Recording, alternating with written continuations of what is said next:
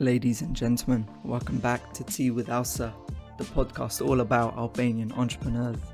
This episode we talk with Albana, a fashion stylist and entrepreneur based out of London. In 2018, she decided to take on the challenge of starting her own luxury swimwear brand, Swim by Alba. From styling out footballers to now having her brand appear on national newspapers, Albana takes us through her humble beginning, thoughts on the current state of the fashion industry, and advice for those wanting to take the risk. This episode has 1 hour worth of knowledge for young entrepreneurs, so plug in, relax, and enjoy. Hello. Hello. How are you doing today? I'm good, thank you. How's it going? It's all good over here. Well, first of all, thank you for joining us.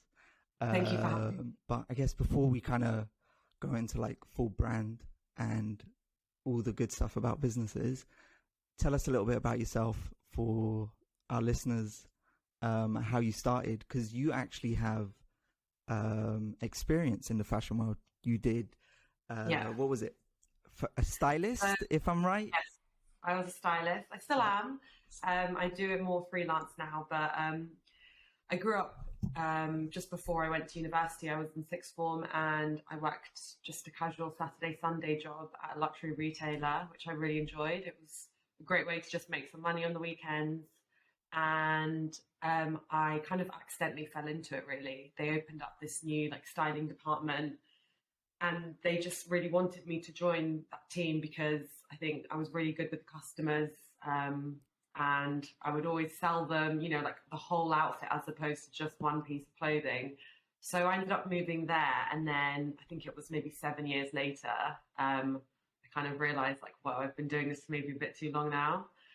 But it was all very accidental, but I really loved it. And for me, it was very important to, put together a whole outfit for my clients. And I would really love, especially when I worked in beachwear at the start, it was putting on a bikini, right, what is going to go with the bikini? Let's get you a handbag, let's get you some shoes, let's get you some nice clothes. So I really enjoyed doing that. And for me, it was a creative outlet almost. And it's great because when you can't afford these things yourself, you're almost buying a certain person everything that you would buy for yourself. So it was a great shopping habit without spending any money. So that worked out really well for me.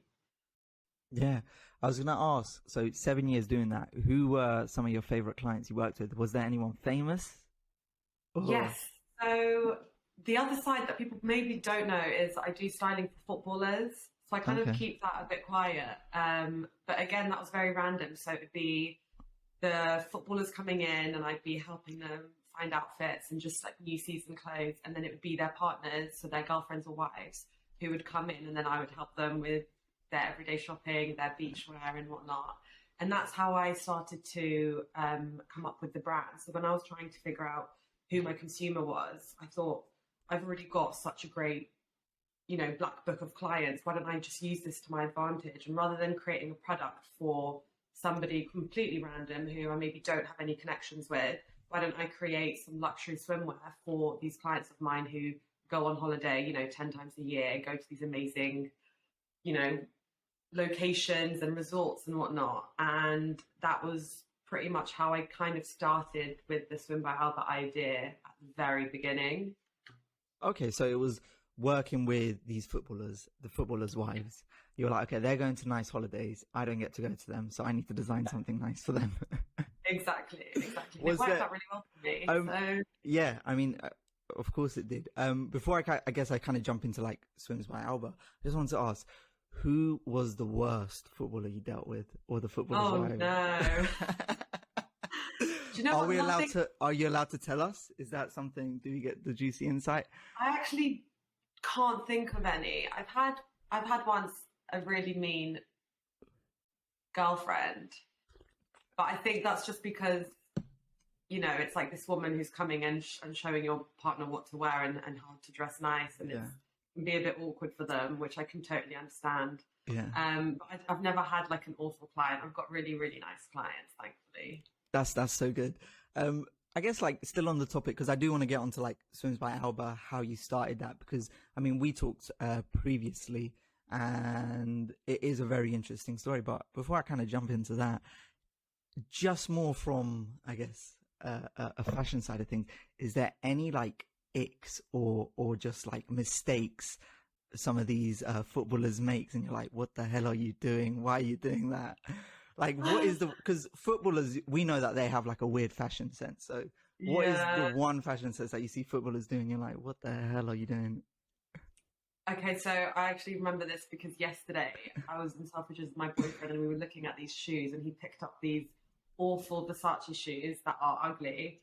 And even he was like, these are horrendous. And it reminded me how at one point everyone was wearing these like chunky Versace shoes. And I think for some people it works, but I personally just hate them. And I know, like, I remember with one client, he wanted them like every single color, and it would just kill me to like buy it because it's not my style at all. I think like Dominic Calvert-Lewis, even sorry, he dresses amazingly. I know a lot of people might think he dresses really, really badly, but I think it's like it just suits him so well. I think you've just got to wear things that really suit your style and try not to just go with what's in style at the moment or what's on Mm. trend, because I think the people that have a bit more fun with it, I think their outfits are maybe a bit more memorable and you can really just see they've almost just accidentally put together these weird pieces and it really works. So I think the main issue is probably just trying to dress up as something that you're not, and that's where people maybe go wrong. Yeah, it's almost like it's such a good way of putting it, because it is almost like, because a lot of these footballers, from wherever their upbringings are, it's like they get a lot of money. Then it's like, I need to buy all these big brands. I don't know what any of Yeah, them mean, but I just need to buy them. And it's like, it looks odd because you can tell it's like, it's very, very forced. It's not even like very I'm forced. wearing it for a reason. I'm just wearing it because, It's just brands upon brands. You've got Gucci, Balenciaga, you've got all of yeah, this, and it's just like almost a vomit of just like high-end luxury brands. yeah, When actually, if you keep it quite minimal, it won't look bad at all. But yeah, each to their own. I mean, exactly. it's my job, so I've got to keep the client happy. So Yeah, regardless of what my opinion is, sometimes they listen to me and sometimes they don't. yeah. And with your brand right now, you mentioned that you started off by being a stylist. From working there, you then used your black book, which is great, because one thing we talk about is always like, getting into an industry, building a great network, building great connections, building a great reputation for yourself, and then like using that into to build something else. But what made you want to focus on like luxurious swimwear rather than anything else, or rather than just starting, I don't know, like a styling agency or something like that? What is it that made you focus on swimwear instead, like as a starting point? I think for me, it was studying fashion contour at London College of Fashion, which was a swimwear lingerie course specifically. That I accidentally, went into because I worked originally Saturdays and Sundays in swimwear and lingerie. So Mm, working with those luxury bikinis and swimwear one pieces, clothing, working in that and seeing it every weekend, day in, day out, that kind of subconsciously within my designs and my creativity, I was kind of with what I had seen on the weekends, I'd be going into uni and doing similar kind of designs.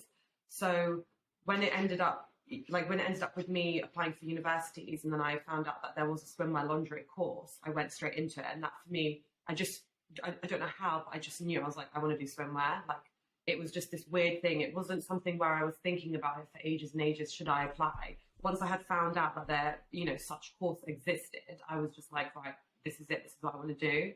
And even, throughout the course, I did it for 5 years. Well, I had like art and design foundation for the first year. Then I went to London College of Fashion for 4 years.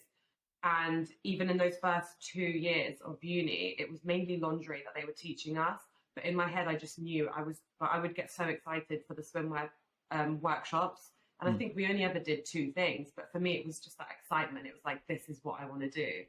And so, off my own back, I kind of Googled at a few places nearby me. And there's this swimwear boutique that was in Chelsea. And I just emailed them and I said, do you have any availability for any interning? Like, I'd love to just intern for a few days or, a few weeks during summer.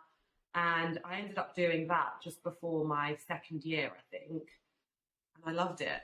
And I was like, whoa, this is for me. And it's crazy because the lady who I was working with, she's like a really good friend of mine now. And she's, I'm 26. She's just turned 30. And back then, I think I must have been, 20-year-old student in her eyes. But we just connected instantly and we became really good friends.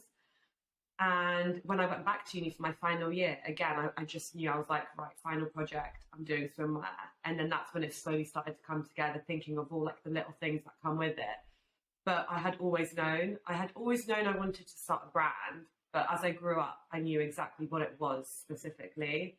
And it's like, it's always in my heart. It's never going to be something, sometimes you have those really sad days or, you feel like you're not getting very far, but I wouldn't change it. Like I would never, people would be like, oh, why don't you do this instead or that? And for me, it's just like, I'd rather fail, and then succeed than just give up and then think, oh, but what if I had tried a little bit harder? Or like, what if I had have done it for a little bit longer?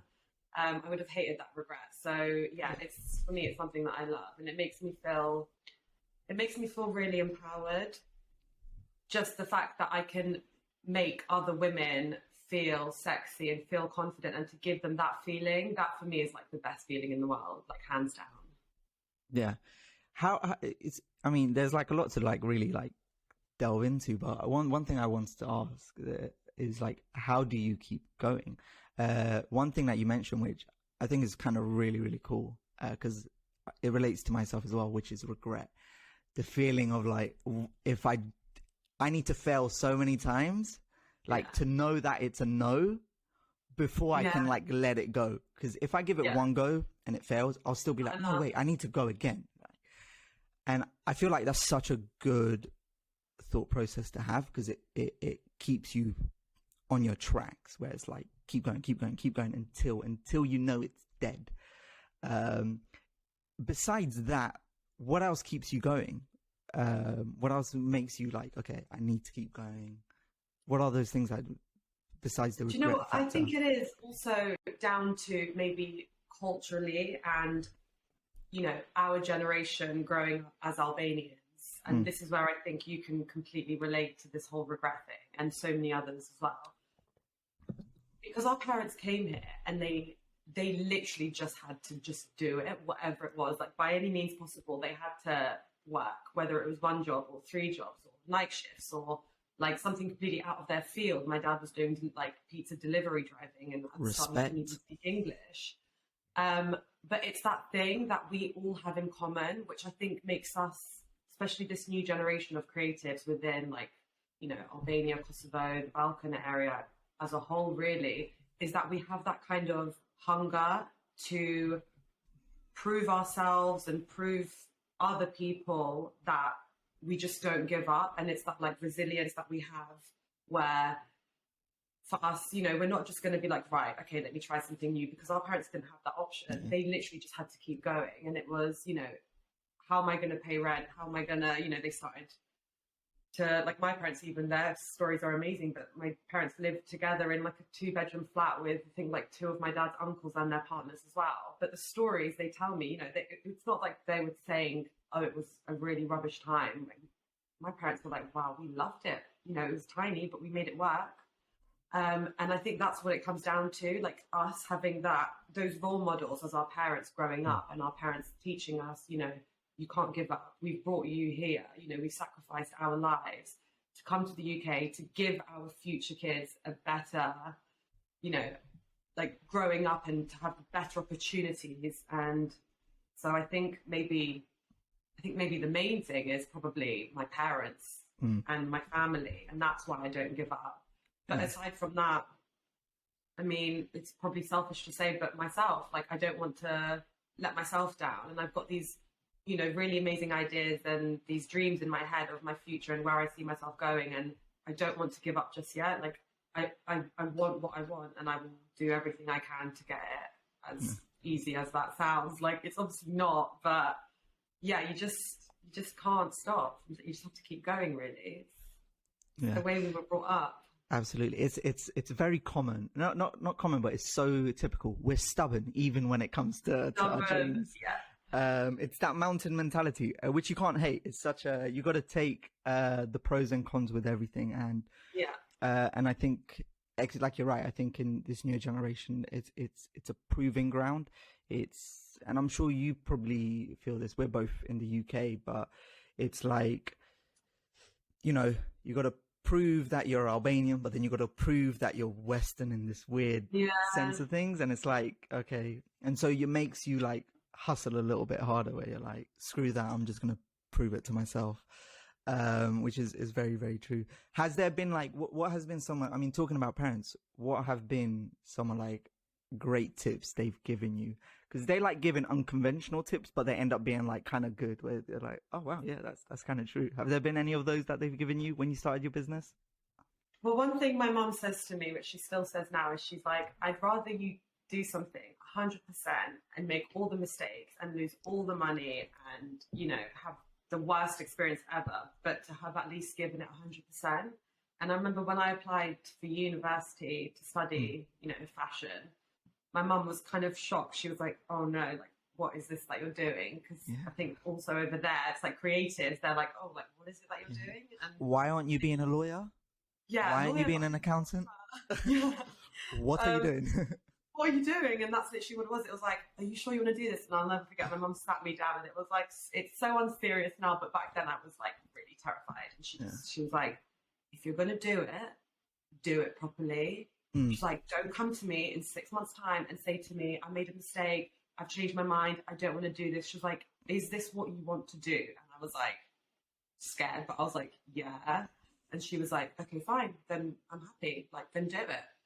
And that was like a really key turning point for me. I think I was maybe 19. And, you know, your mum, I guess I wasn't also raised to have my parents ask me what I wanted to do because, you know, I was a child.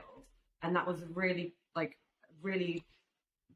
special moment in my life, maybe even like as a, like in a relationship with my mum, because she kind of asked me as an adult, like, what is it that you want to do? Like, you can decide, but I just want to know what it is and for you to promise me that you will give it your all. So that was probably a really important moment for me. I'm not too sure about any other pieces of advice, really. I mean, my sister, she's very different to me. She's an accountant, so we are literally two polar opposites. But she really respects what I do because, you know, sometimes I get really stressed out and I'll call her or have a little meltdown about accounting or whatever.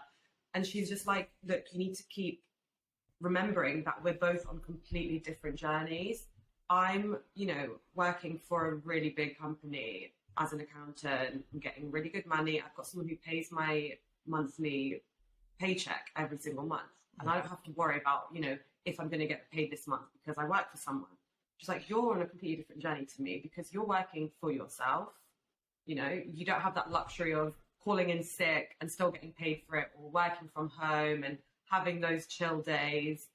And hearing her say those things to me did make me realize, like, well, maybe I am putting a bit too much pressure on myself, because, you know, I could have done the easy route and I could have worked for another swimwear brand. You know, there's so many ways I could have still done something that I love, which is swimwear, but I could have worked for a company, but I wanted to do it for myself.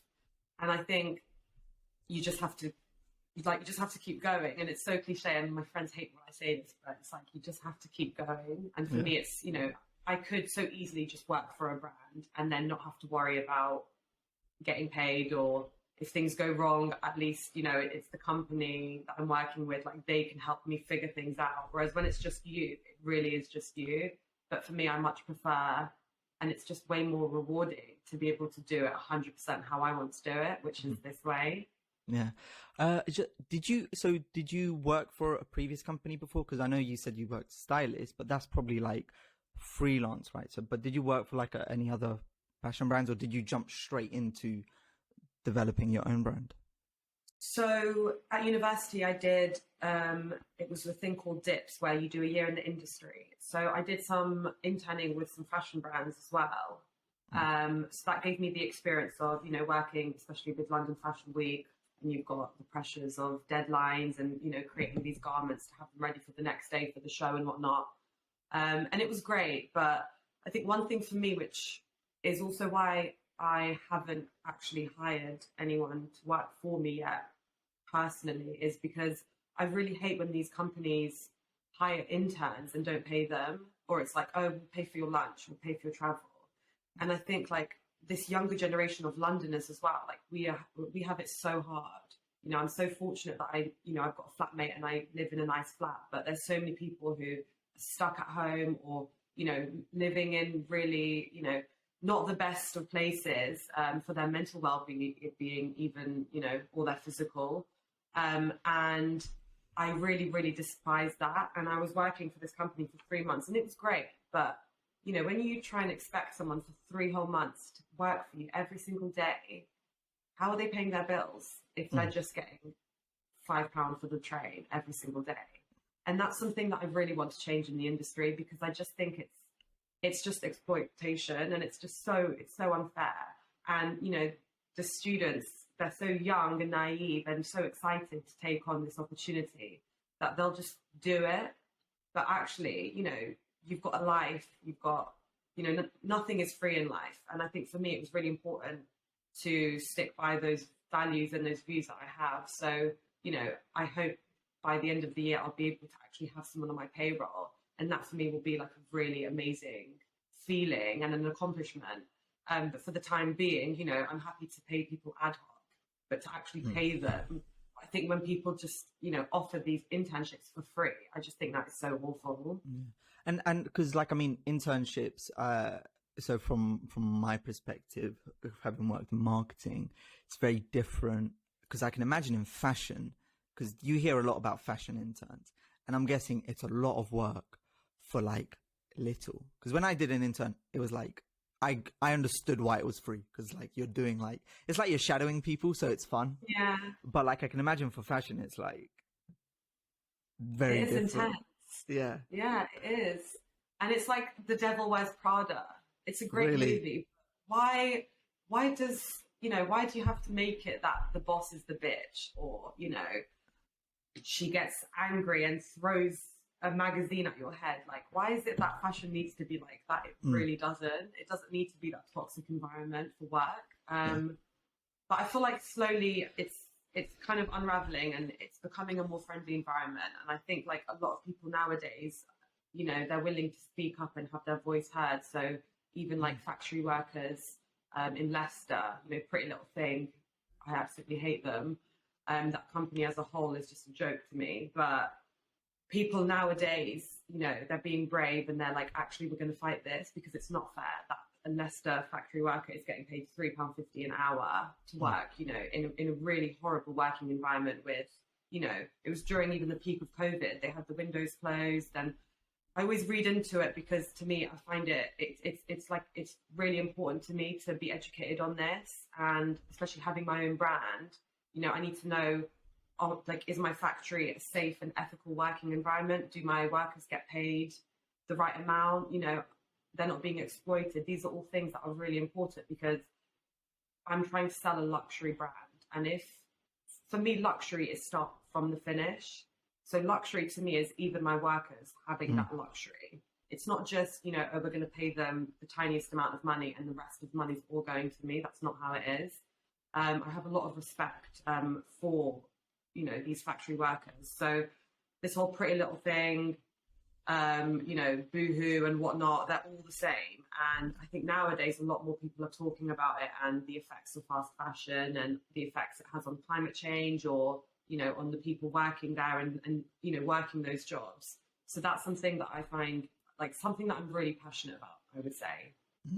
I think it's fast fashion versus slow fashion has become such a big topic, especially over the past few years, because, I think it just, from my perspective, whenever I look at fashion, I do find it hypocritical, because it portrays itself as this, like, we're here for everyone. And it's like, yeah, but you pollute. You're like the second most polluting industry.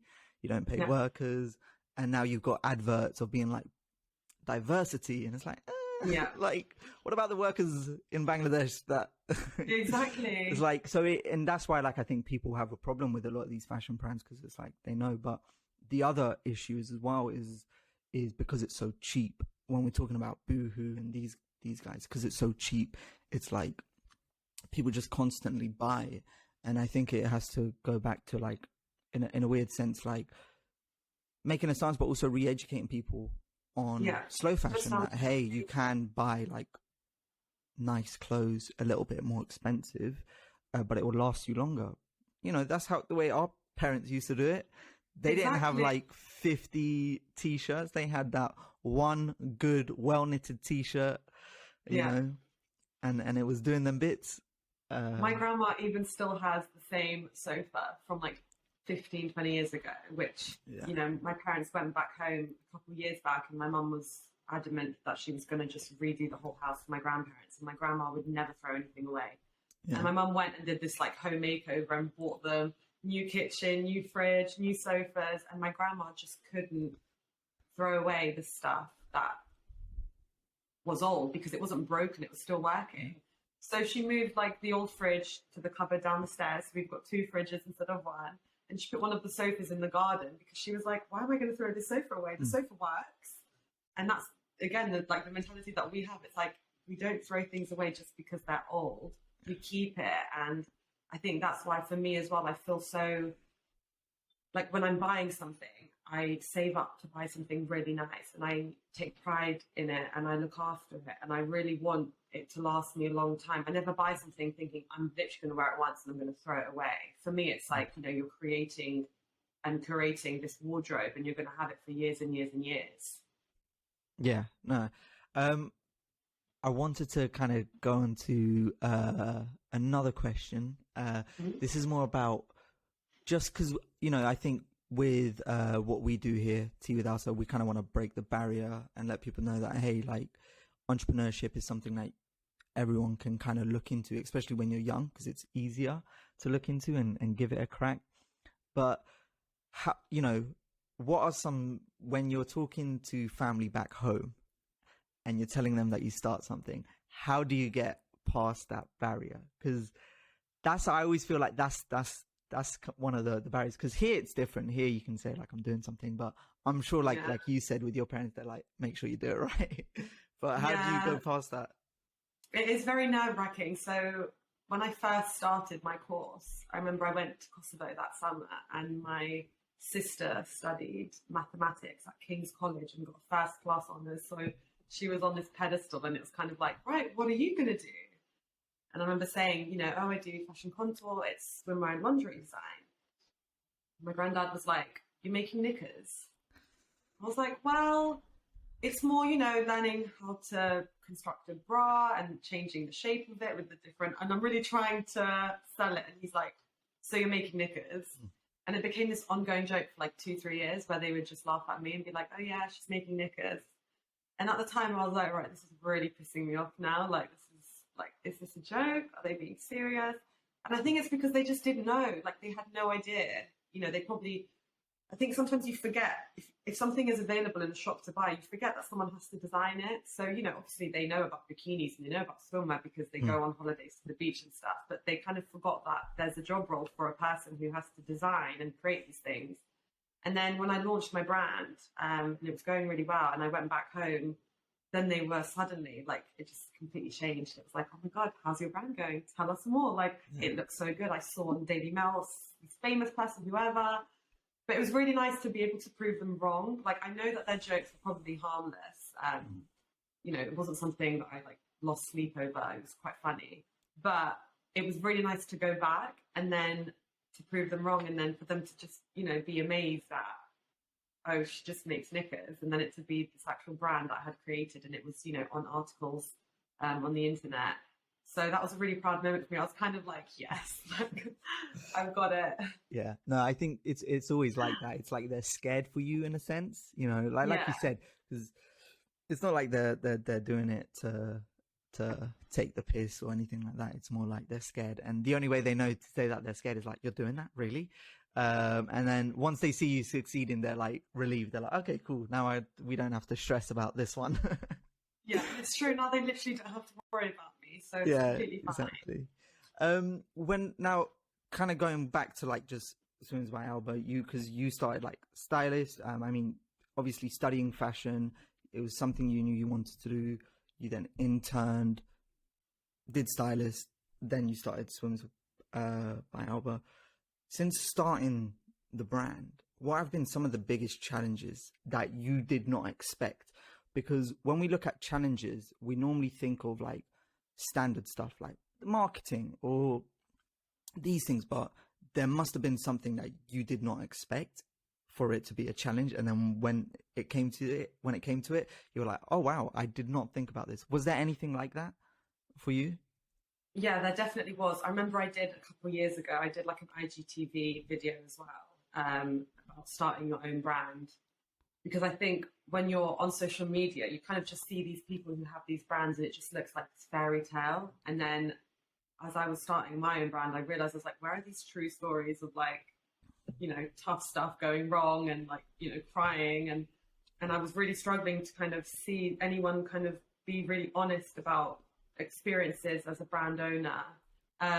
So for me, it was actually really, really stressful, but I had ordered my fabrics. So I handpick all my fabrics. I choose them from Sao Paulo, Brazil. So it's like this most amazing factory that produces the most fantastic fabrics. Like the quality is insane.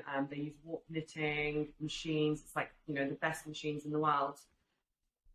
And the fabric is expensive because it's, one of a kind. And I had ordered these fabrics on a roll and I was now sending them over to Bali where my factory is. And it was definitely my error, but I hadn't checked what the rules were for importing and exporting from a different country into Bali. I just thought it would be completely fine. So I ordered my fabrics and I had them sent to Bali. And then I messaged my factory owner and she's like to me, oh, it's stuck because there's no paperwork. I was like, right, okay, paperwork? Like I didn't know about this. And she was just like to me, oh yeah, if any shipment comes in that's more than $1,000, you have to fill out all of these forms and da-da-da-da. So it's like, right, okay, like, can you send me them? So she sends me these Microsoft Word forms that are written not in English. So I'm like, right, okay, going on Google Translate, trying to figure out what is being said. And I remember I just gave up. I was like, right, this is killing me. Like, I don't know what to do. And at this point, I was getting emails now from FedEx, I think it was, who I hate with a passion now. And they were like, we've kept your shipment on hold. And every single day that goes by, your price is going to increase because you're being charged a storage fee. And this was going on for like a month back and forth. Obviously, like the time difference with Bali as well, it was just, it would take a day and a half to get, contact. And in the end, I had to pay this broker who would fill out all of the forms for me to release the goods. And that cost me, I think, £1,500. And I remember having to go to my mum and being like, oh, I've messed up. I need this much money because this went wrong.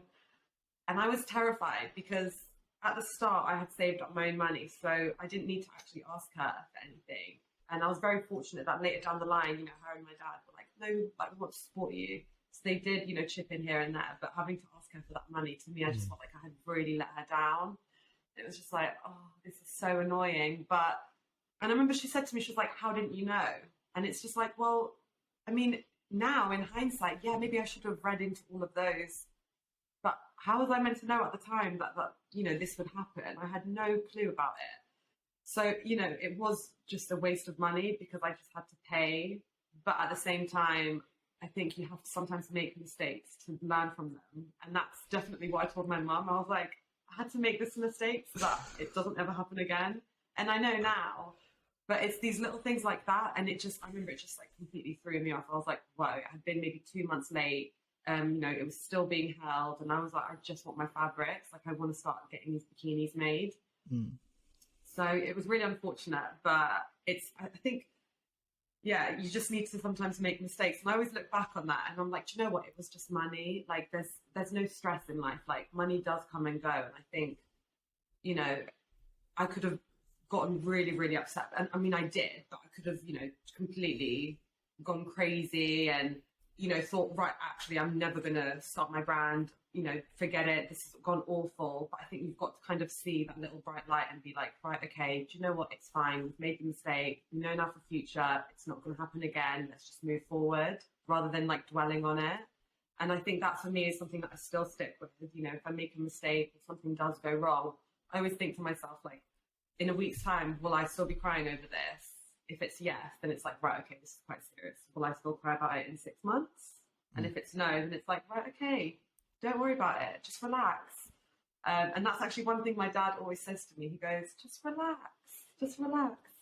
And I'm like, yeah, do you know what? Actually, that's really good advice, because sometimes you get so caught up in it and you just start to freak out and panic, and you go into like this like crazy mode where you're like, right, I'm, you know, and like I don't want to do this anymore. Let me just like give up. Like, it's done. I don't want to keep going with the brand. And then you're like, no, just relax. It's really not the end of the world. Like, you know, no one's died. Like, you know, it's really not the end of the world. Like, nothing's going to go, like, it's not going to go to plan always, but you have to remember that things will always get better. Especially when it comes from our parents. Exactly. Then you're like, yeah, maybe I should relax. It's not that maybe deep. I should relax. Yeah. Maybe you're right. Of the stories they told me, yeah, maybe I should relax. Yeah, exactly. That's the thing. You know, I was crying about £1,500.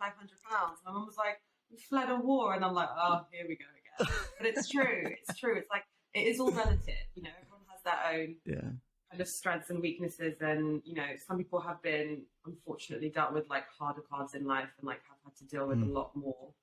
And it's obviously going to be hard to compare yourself. I can't say to you, oh, my life's harder than yours because so-and-so happened. Because actually what could have happened to you in your head and your heart could have felt like the end of the world.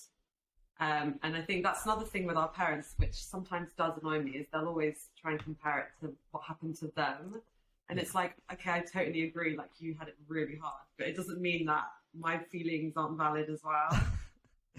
But I mean, I get your point, but for myself, it was always like the case of whenever they would bring up stuff of, you know, either communism, the war, whatever, you do kind of realize like, yeah, like why am I stressing about X, Y, Z? Like, why am I?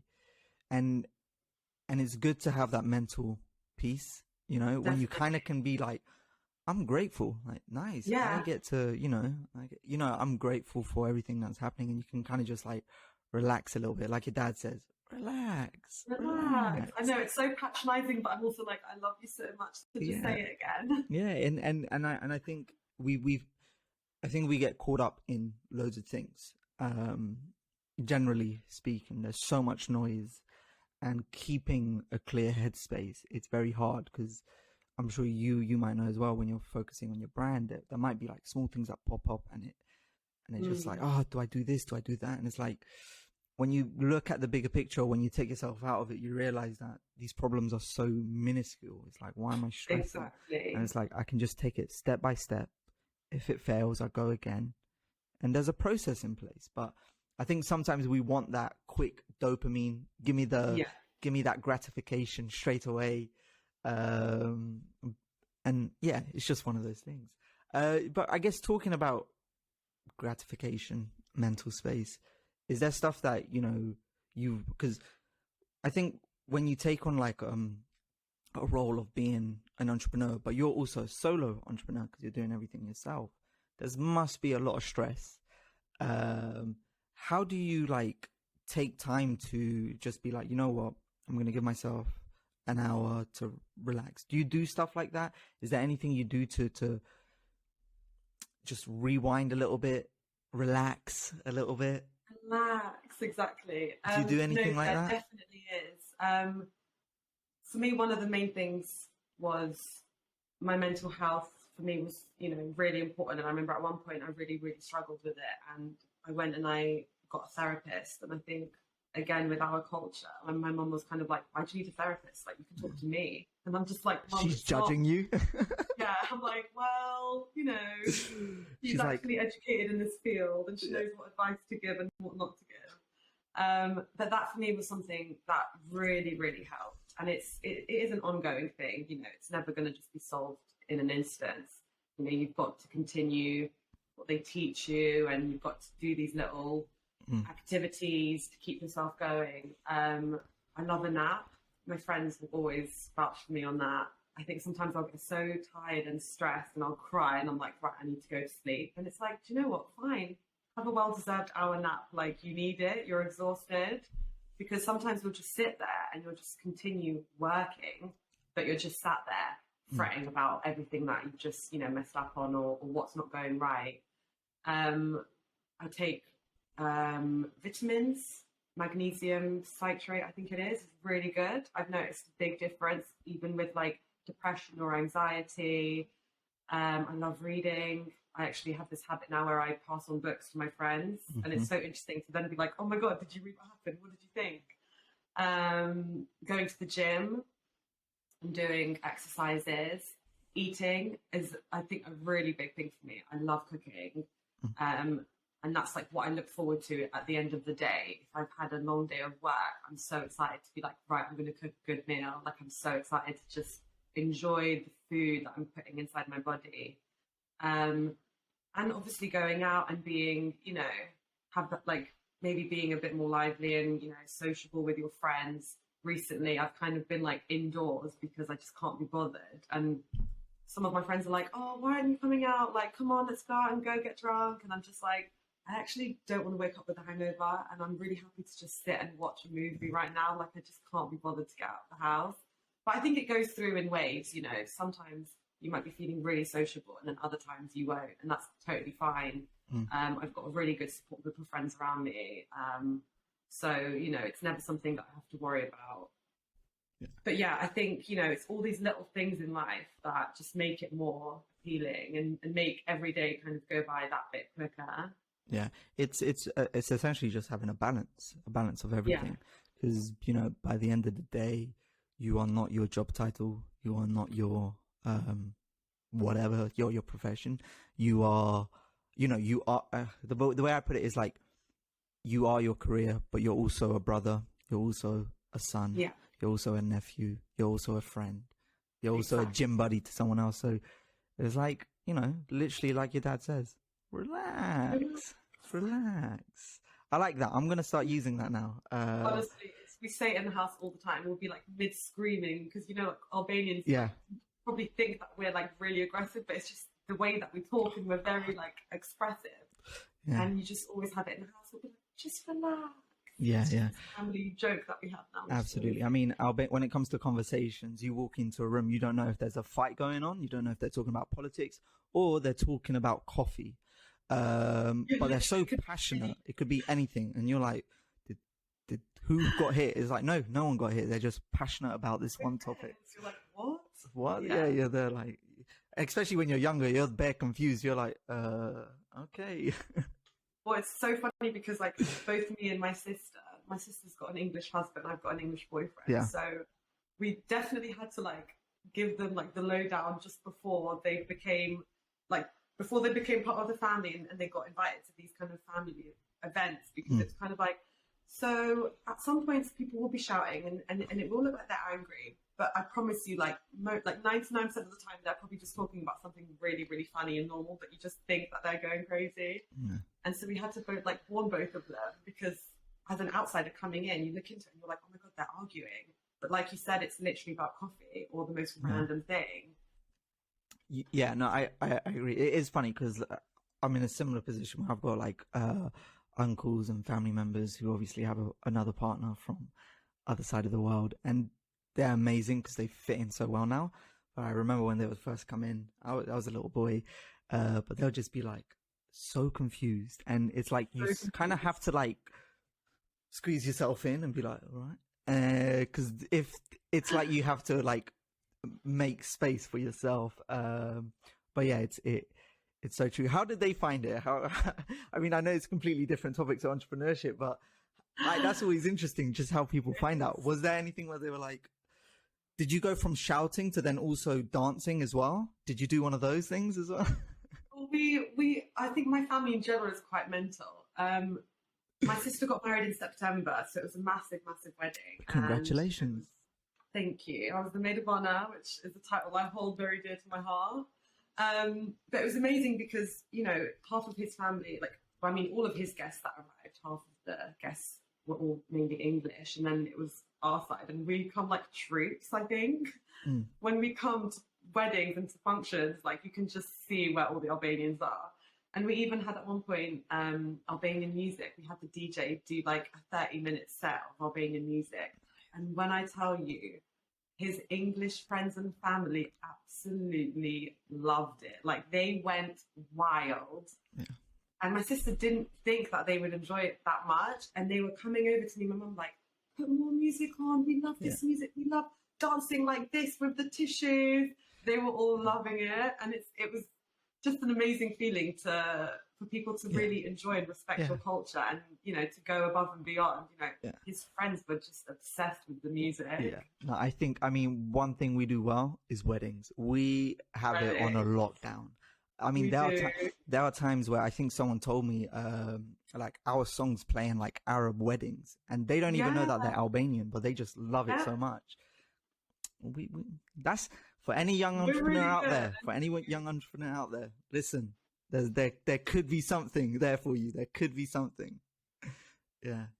I guess like now that, you know, it's kind of coming to the end, it's always good to end with some like solid advice. And any advice is always good advice.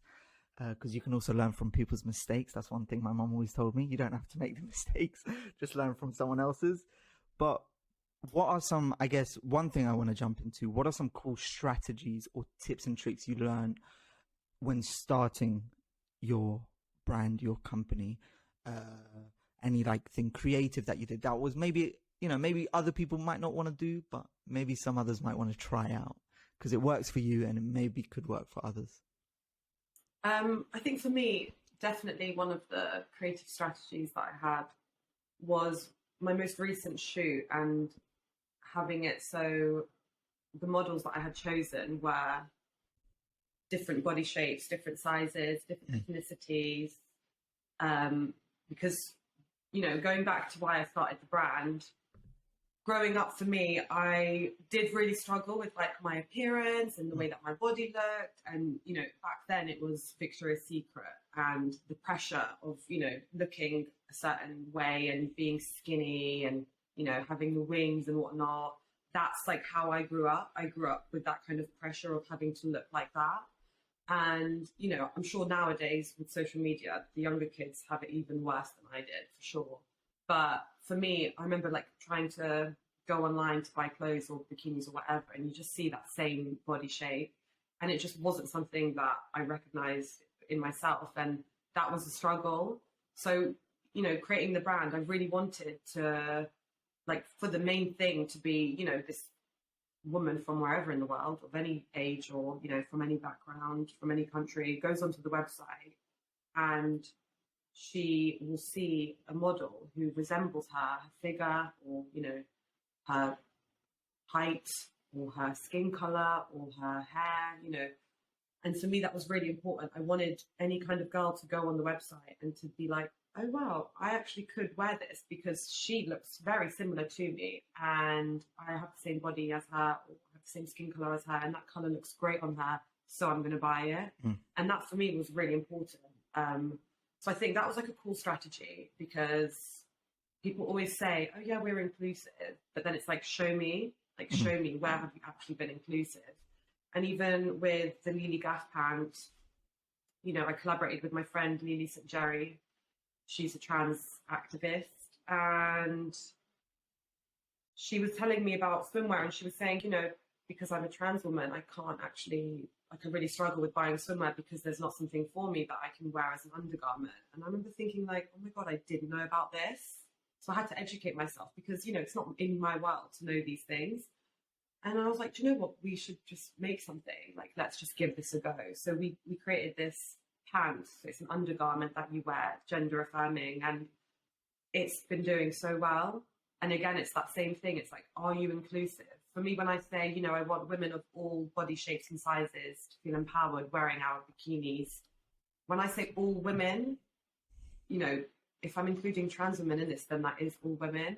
You know, there's people who just say things, but you have to show us what you've actually done. You know, you can't just say what, you know, say it without actually planning the action behind it. You need to actually like do the whole thing. And I think with like Victoria's Secret and, you know, a few other brands, even Pretty Little Thing again recently on the runway, they had I think a girl or a woman in a wheelchair walking down, like, you know, going down the runway. And I feel like for them, they just do it as a checkbox to be like, okay, inclusivity, check, like we've done it. But again, you're exploiting your lesser pay workers, or, you know, the factory workers in Bangladesh. So I think for me, it's actually saying that I'm going to do something and doing it.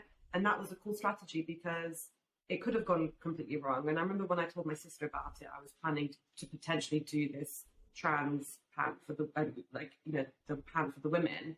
She was just like, well, that makes no sense. Like, that's not really about your brand. How has this got anything to do with Swim by Alba?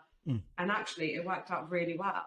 And I remember she even said, she was like, I'm glad that you didn't listen to me. And I just thought, yes. Because, you know, she thought she was giving me great advice, but she also wasn't educated. And she didn't realize that there was a gap in the market for it. And people did actually, I think trans women deserve to wear luxury brands and luxury garments. And unfortunately, some of them aren't able to because of this undergarment that they don't have access to. So we created it for them. So I think those two for sure would be the core strategies. Yeah. I think, was there another question in that? No. I was going to go on topic with that. Something you mentioned, checklisting with brands. That seems to be very common right now. And I think now more than ever, you see a lot of it.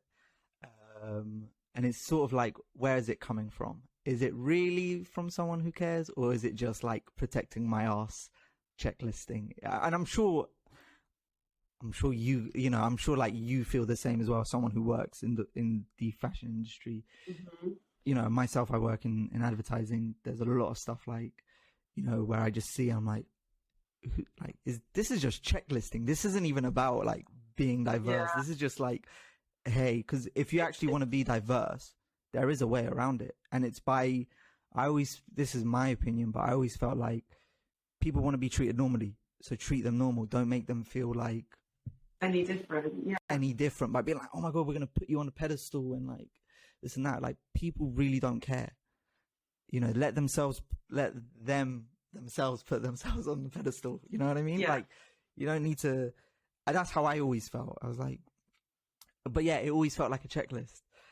So it's interesting that you bring that up. And I'm glad like people do notice it, because I always thought it was just me. I was like, am I the only one that sees this? But I guess like loads of people see it. And where do you think that comes from? Do you think it comes from like, again, this is more like a topical, you know, a little bit a juicy topic, but do you think it comes from, you know, in the past recent years with everything, people just being scared to say stuff, so they just kind of checklist things just to be like, oh no, I'm safe. Do you think it comes from that, or do you think it comes from something else? I think it goes down to like actions speak louder than words. And I think like with Black Lives Matter movement, so many companies were putting up their black squares, and, you know, suddenly overnight they were, you know, diverse and inclusive and cared about the Black community.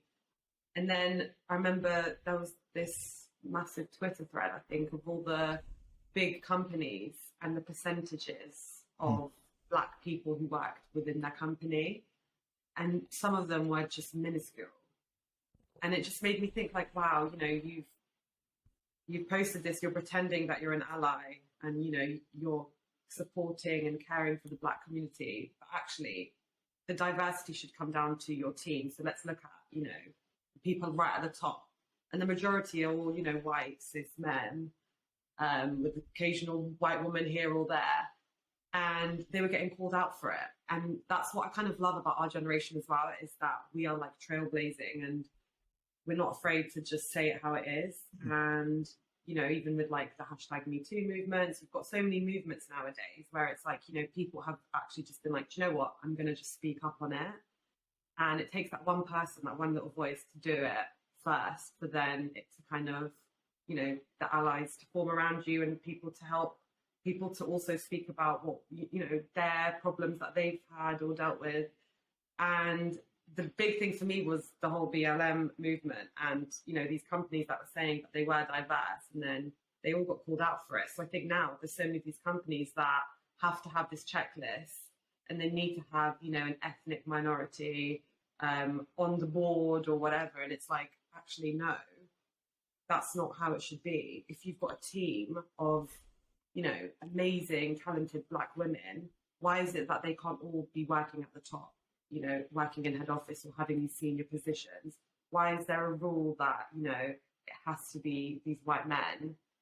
And I think it comes down to talent. People need to stop looking at what they look like or their background or where they're from.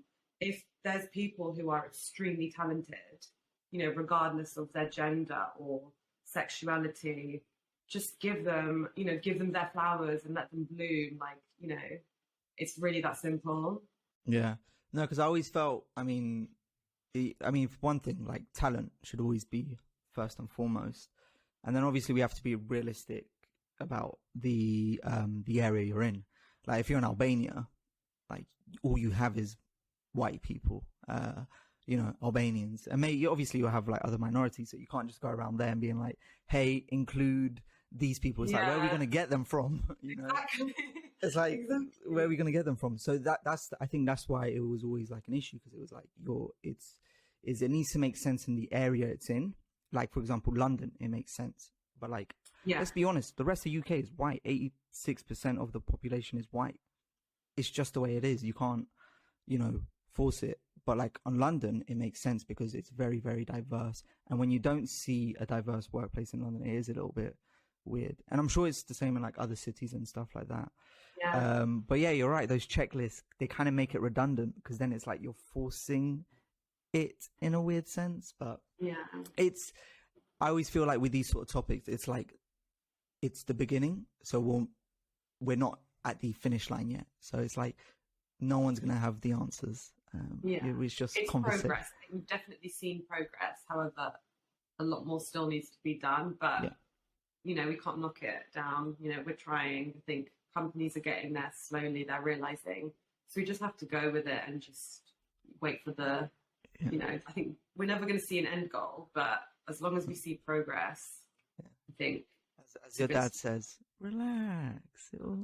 Exactly. And I guess to kind of end it all off, there's two questions. One, we'll start with the first one. What are some do's and don'ts that you would give to our listeners? And they could be about anything, entrepreneurial, life advice, dating advice. I don't know, anything. What are some do's and don'ts that you've learned along the way? I actually had a little bit written down here just in case, because sometimes my brain just goes wild. So I'm going to do a little checklist for any people who are reading it, who are not reading this, who are listening to this or watching it and are thinking of maybe starting their own company. Perfect. This is like my checklist for if you're, planning to create a brand. These are the things that you need to have figured out before you start planning anything else. So you've got number one, you've got a concept. So you need to figure out what your brand concept is. So your brand ethos, your values, what is it that you want this brand's message to be? Secondly, you've got your consumer, and this is really important because you can create the most amazing product, but if you haven't tracked down what that consumer does, who they are, what age group they are, the whole product could just fail. So figuring out your consumer. Number three is your competitor analysis. This is, again, really important because, you need to be seeing what the other products that are out there are like. Who is it that you're going to be going up against? What is it that they offer that you do or don't? These are really important things you need to know. Then you've got your marketing identification. So figuring out your price architecture and where is it that you sit? Are you luxury? Are you, high street? Are you small? There's so many different options. And then you've got your retail plan. So this is figuring out your branding, packaging, price architecture, and your online social media presence. And then you have your marketing strategy. So this is trying to figure out, how is it that you're going to launch this product or this brand? What's the social media presence going to be like on the Instagram or Facebook or website? And then the final thing is your production overview. So this is looking at your sourcing and your manufacturing and looking at the considerations. So again, ethical production or, ethical workspaces. And then from that, you can obviously create your supply chain and create a critical path to begin your journey. But I think for me, as a student, we had that kind of checklist because we had to create the written side of it for the dissertation. And having that checklist really allowed me to pinpoint down all of those points. So, I can answer who the consumer is. I can answer the price architecture. These are things that you need to know before you're starting your own brand. So I think that's definitely a do, having those key points. Don't would be, and I'm a sucker because I always do this, is don't compare yourself to someone else. And I know I always say this to myself and I always still do it. And it is really hard nowadays because I think with social media, you just see the highlights of everyone's good life. And that's what my sister, that was some great advice she gave to me one day. She was like, do you know what you need to do when you're feeling really low? She's like, go on your Instagram and scroll all the way down and see who you were back then and slowly start scrolling up and looking at like what you were like as a person and what you aspired to be. And you'll eventually realize that as you're scrolling up again, it's like you'll see this completely different person and you don't often notice your own journey. And I think actually it's quite good to have social media and to be able to, go all the way to the bottom and then realize like, oh wow, I actually have come really far because, in 2017, I was talking about potentially starting my own brand. But if I flick back to present day Albana right now, I have my own brand. Yeah. So I think, it's really easy to get like lost in it all and then to forget actually, I wish to be in this position 5-6 years ago. I'm actually doing it. Okay, it might be quite stressful and, some days it's amazing, some days it can be really tricky. But this is what I was praying for all those years ago. And I think, with social media, you can look at another person who has their own brand. And I do this and it's like, wow, she's so successful. She's doing so well. But then I'm like, okay, well, let's just take a step back. How long has she been doing this for? She's been doing it for 10 years. Okay, I've only been doing it for 3. So already, how can I compare myself to her? Because we're on completely different journeys and she's 7 years ahead of me in terms of, where we both started. But I should practice what I preach because I don't always, I'm really trying to be more mindful and to really try to not compare. But I think a lot of us, we just do. Yeah. But so that would be a don't, for sure. And what I would also say is keep all of your work. So even from all those years ago, recently I was doing like a clean out and I found this book from when I was 20 and it was like, where do you see yourself in 5 years time? And I remember I read it and I was like, oh my God, like I actually cried a little bit because it was really emotional, but it said like, oh, I really want to have my own fashion brand in 6 years time or something like that. And I just thought, wow, like I'm doing it. Like that little girl, she was wishing and like I've made her proud because I've done exactly that, so keep all of that work. Even me still nowadays, I go back to, my work at uni, just to check and, oh, actually, what's the price architecture on this or that? Or just, looking at random things and designs, never throw anything away because it's so great to look back to and you could always need it. But yeah. I'm trying to think. I feel like I could just go on and I just don't want to bore anyone. No, I mean, some good advice on the do's regarding the whole checklist you gave out. Also, some good advices on the don't, which was don't compare yourself to other people, which is true. I think one thing people forget is like focus on your own lane. Because it's like people have different upbringings, people have different advantages, disadvantages.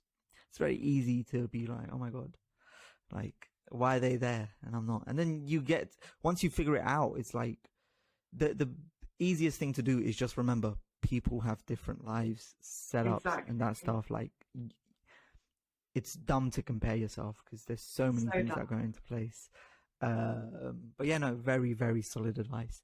And I guess finally, just to end it off, where can we find you? Is there anything cool you're working on that we should know about? Plug yourself, basically. Okay, so we've got our website, which is www.swimwearalba.com.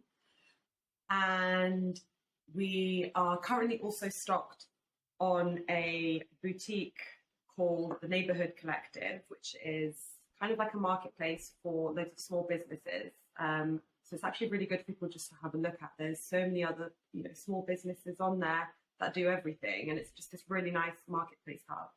We are also going to be working with another stockist, which is a beachwear boutique called Sure Thing London, which is something I'm really looking forward to because it's a specific beachwear boutique as well. So I think it would be really amazing to be on that with them.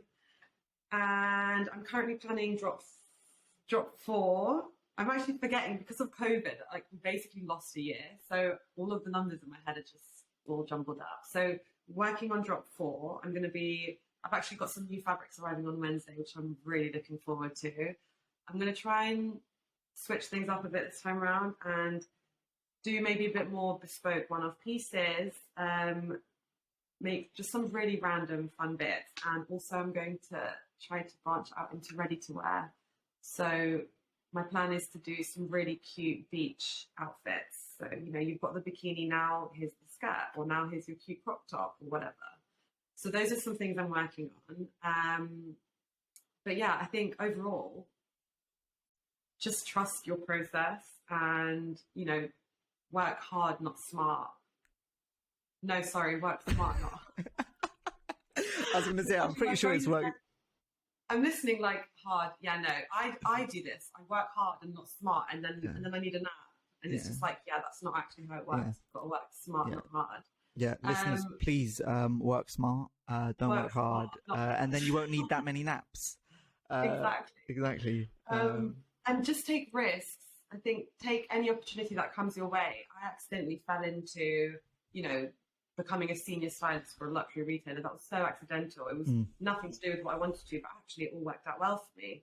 And even now, accidentally I fell into teaching, and I teach at London College of Fashion. I didn't study to be a teacher or a technician. Again, I just accidentally fell into it. But I'm, helping out on this course that I studied on, and I'm teaching these students swimwear and lingerie construction skills, and it's something that connects with my day to day.